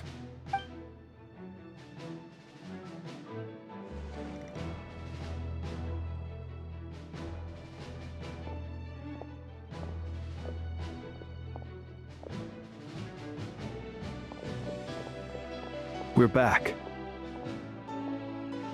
Did we get here a little early? Or a little late? A tad late. The others have already set off. To summarize, our resident moon goddess has found us a new ally, and Boss Nefer has uncovered some promising info. Everything going smoothly on your end? Not great. I don't know how long we can stall them for. The decoys are getting taken out way faster than we imagined. I'm gonna make some more later, but I need a timeout first. I'm so tired right now. Oh, right! Inefa, could you fill in Uncle Varka on what we just discussed with Flint's? Sure. Uncle Varka, you previously told us about how when you went to investigate a source of the Wild Hunt in Amsvartnir, you discovered that it was just a diversion. But according to Flint's intel, several outbreaks of the Wild Hunt had already occurred in Nodcry in the period leading up to that. That was before Rerir had regained his body, when he was far from regaining his full strength. In other words, in theory at least, he still lacked the means to act in two places at once. Flint's, with everything that's been happening, the Lightkeepers across Nodcry are rallying to fight back against the Wild Hunt. They're gonna need your help. I know, I'm sure you're capable of coming up with something far more effective than decoys. But for now, you should stay here and get some rest. And Efa and I will head back over to Amsvartnir to see if there's anything I missed. I told you Uncle Varka would say that, didn't I? A deal is a deal. Not a word about my snack intake for the next week. Database updated. Reliability of Aino's predictions increased. What does that mean? They were betting on how you'd respond after hearing their intel.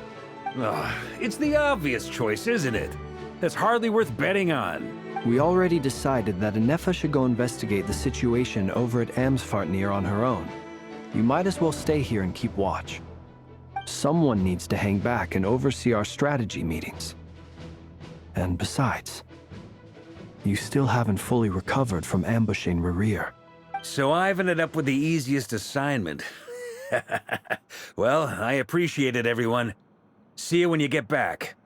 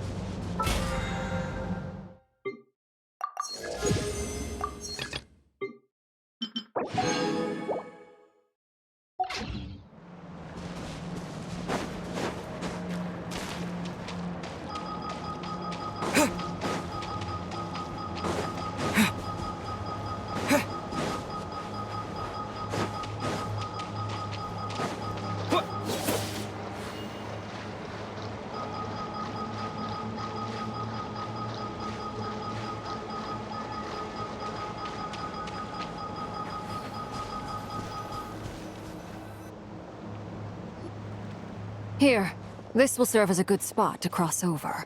Arlecchino, hold up a second! Since you brought us all this way, would you mind telling us what you've got planned? We still haven't got the slightest idea what's going on here. And if even Columbina doesn't know where the iridescent moon's marrow is, how do you? Simple. Because I am an inheritor of the royal bloodline of the Crimson Moon, and one of the last surviving embers of the Two Worlds' flames. Huh? Are you serious? As in, you're a descendant of that Crimson Moon dynasty we were just talking about? The one from ancient Conria? Your surprise is understandable. I was also taken aback when I first learned of it. But the more I thought about it, the more I realized the signs had been there all along. When I was young, I discovered I could wield a very special kind of fire. It coursed like blood through my veins and smoldered away inside my nerves. What's more, whenever I experienced strong bursts of emotion or drew too deeply on this power, it was like some kind of presence within the fire would begin to gnaw away at me, consuming me from the inside out. Exactly. That is why my hands are like this, too. At first, I saw it only as a curse, but once I became a harbinger, the Jester apprised me of the truth. Together with my own investigations, over the past few years, there are several things that I have gradually come to understand. For instance, take the so-called Crimson Moon. In truth, it is nothing more than the shattered remnants of the iridescent moon, fused with the Abyss to prolong its lifespan. Since this blood flame was bestowed upon me by the Crimson Moon, it is a fusion of the iridescent moon's former power and the corruption of the Abyss. You all understand the nature of the Abyss well enough. I draw upon its power, and in return, it hungers for my soul. This strange blackness is the mark of corruption it has left behind. If I recall correctly, you once told me that if the corruption ever made it to your heart, you'd become a completely different person. Yes, and that's the reason I'm always careful not to push my power too far.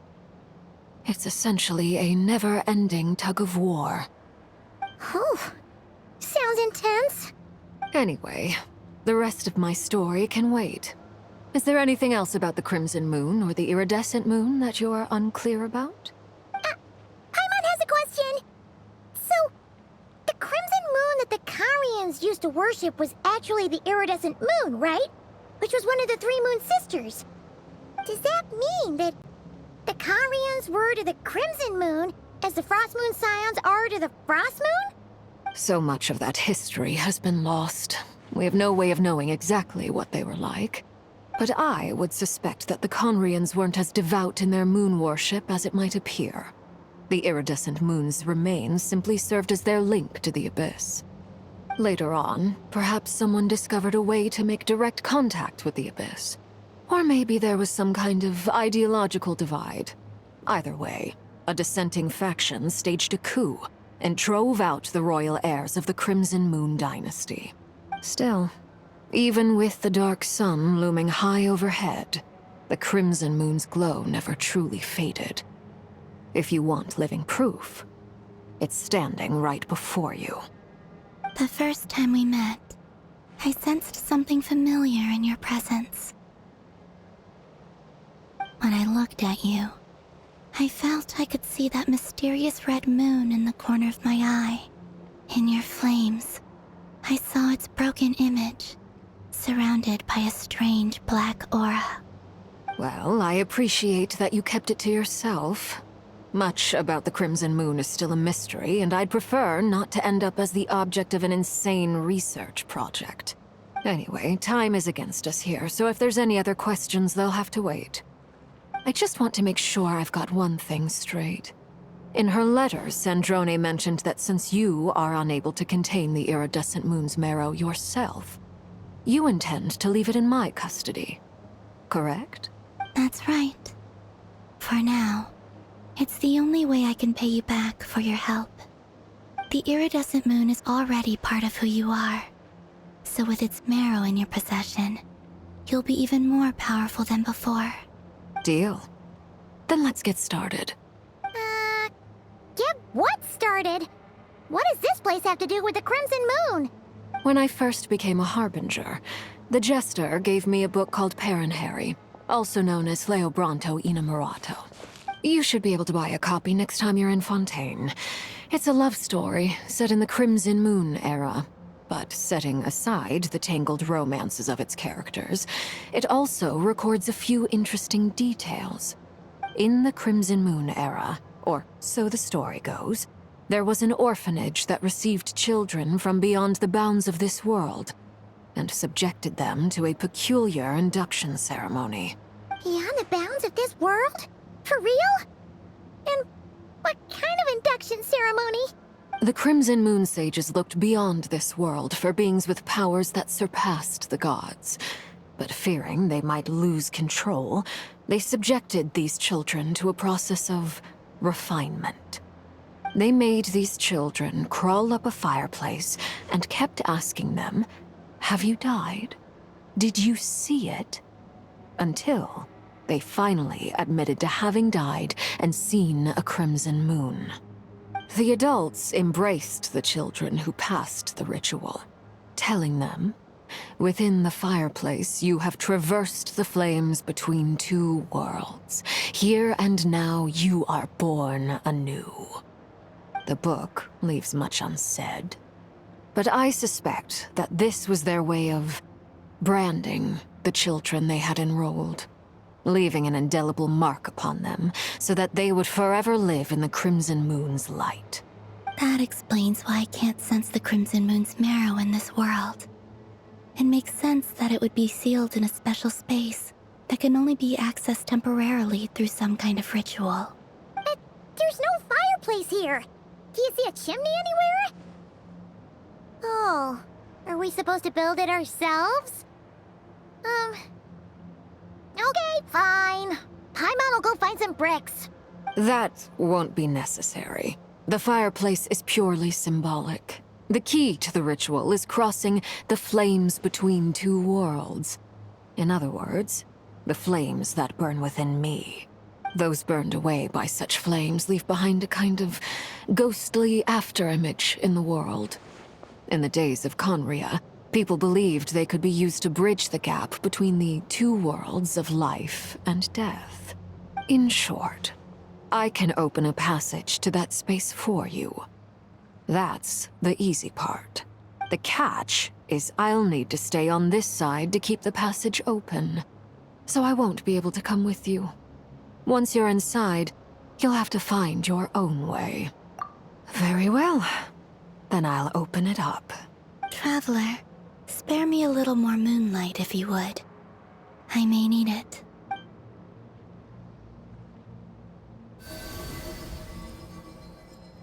Thank you. I feel like I've recovered some of my strength now. It should be enough to move us across short distances and confront whatever dangers might await.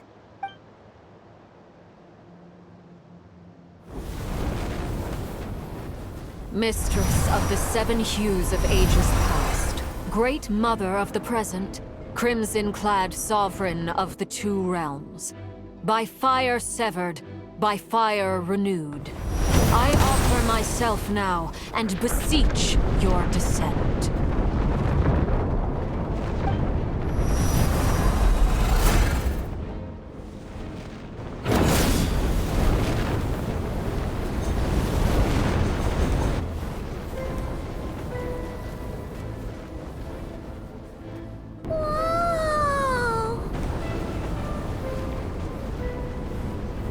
One word of advice. As you're crossing over, no matter what voices you hear, do not answer. Got it! I sense a sinister gloom inside, but also the familiar light of the moon. I feel that I am about to meet an old friend who has changed beyond all recognition. All right, let's go.